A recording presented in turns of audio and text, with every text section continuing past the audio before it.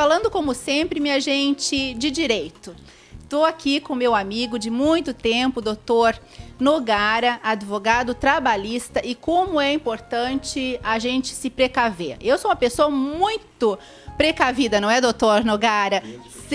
Desde que nós nos conhecemos há muitos anos, né? Inclusive, qualquer decisão que eu tenha que tomar, qualquer papel que eu tenha que assinar, qualquer proposta que eu venha a ter, eu consulto meu amigo aqui, porque ele que vai me dizer, isto é viável, isso tu não te mete, porque o pessoal costuma procurar, doutor, um advogado quando tá lá na confusão, já no rolo, né? Aí não adianta, a gente tem que ser precavida, consultar um profissional antes, porque depois que as coisas entortam, a justiça é demorada, não é, doutor? E prazer tê-lo no programa. Realmente é um prazer também estar aqui participando do teu programa.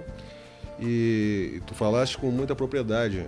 Depois que o prejuízo já está causado, é muito difícil de contornar, né? Porque quando tem uma dificuldade, tem que procurar alguém da área específica, que certamente ele vai te dar auxílios que lá no fim vai fazer o diferencial.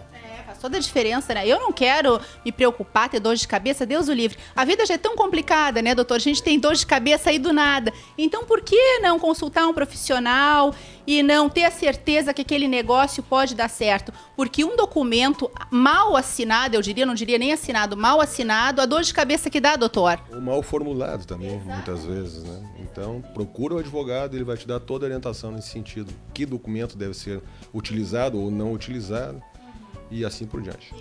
Doutor Nogara, gostaria que o senhor falasse hoje sobre dano moral, que é um assunto que o pessoal muitas vezes até desconhecem, né? Claro que todo mundo já ouviu falar, obviamente, em dano moral, né, gente? Mas a gente não conhece até que ponto ele pode estragar a vida do indivíduo. Então, o que seria um dano moral? Bom, o dano moral, assim, num conceito bem singelo, assim, seria todo aquele sofrimento humano que não é causado por uma perda pecuniária, por uma perda traduzida em dinheiro, né? Ou seja, o cidadão que no seu ambiente de trabalho ele é ofendido pelo seu empregador perante as outras pessoas, assim, isso é uma situação corriqueira dentro das relações trabalhistas, né? Esse cidadão, por ele ter sido humilhado, por ele ter sido ofendido, ele não vai ter o dinheiro da sua carteira subtraído, o valor que ele tem no banco diminuído, ou não vai ter interferência na sua declaração de imposto de renda, mas no seu aspecto íntimo, no seu aspecto pessoal, emocional, ele vai se sentir inferiorizado. Então, esse bem que foi violado, ele não é de natureza material, ele é de ordem moral, sabe? Não é palpável, não é tangível. E aí essa diferenciação, esse que vem a ser o dano moral.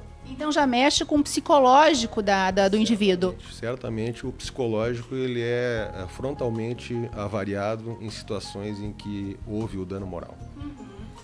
Doutor Nogari, uma questão preocupante. Como é que o juiz ele pode medir o valor do dano moral?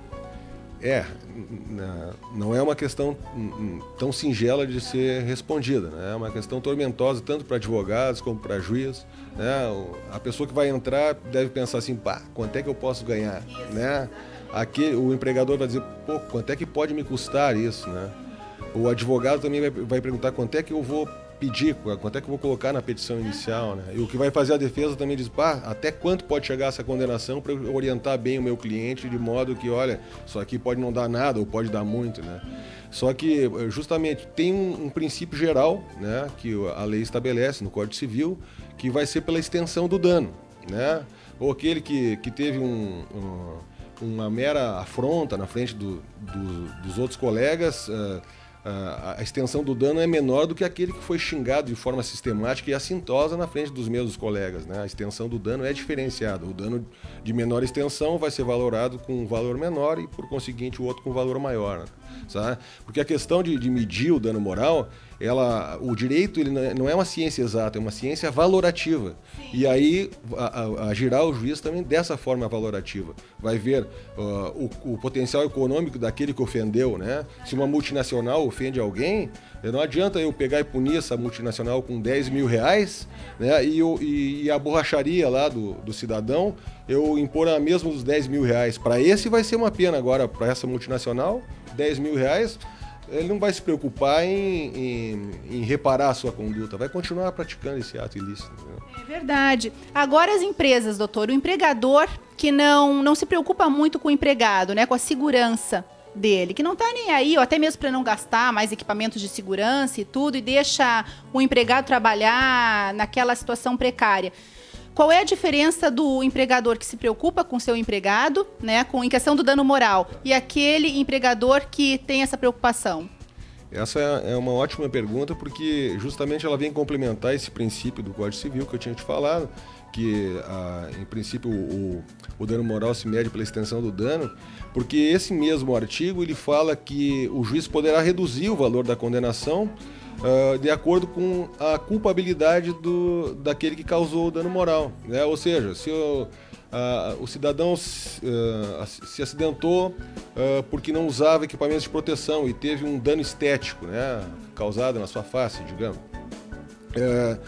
Se o empregador dava a ele todas as condições de trabalho, com equipamentos de segurança, dava orientação, cursos de treinamento, e ainda assim esse cidadão incorreu num acidente, né, o grau de culpa do empregador é menor do que aquele empregador que mandava ele trabalhar no andaime, sem cinto de segurança, sem equipamentos de proteção, nunca deu curso de treinamento.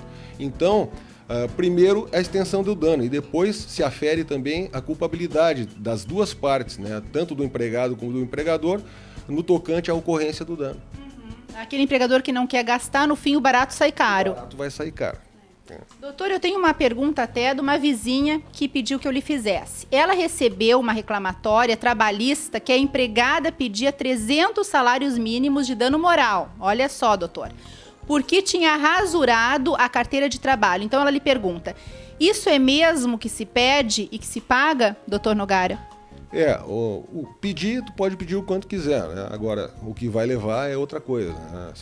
Tem estratégia de determinados advogados que justamente colocam valores lá estratosféricos na petição inicial, pedindo 300, 400, 500 salários mínimos, né, a título de mesmo de rasura na carteira de trabalho, até porque muitas vezes assusta aquele empregador que está despreparado, que não está acompanhado de uma assessoria jurídica capacitada, né? Então esses cidadãos, poxa, eu posso levar 300 salários mínimos de condenação, ele vai lá e de repente chega e paga no valor de um acordo uma coisa que nem precisaria pagar numa condenação, né?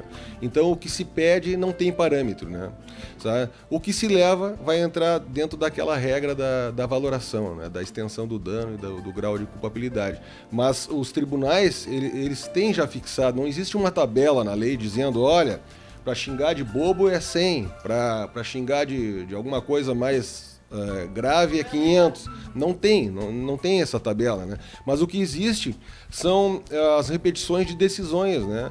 Por exemplo, carteira rasurada, se fores ver, tem várias sentenças já, decisões já dizendo, olha, o dano moral por isso é 1.000 ou 1.500, né?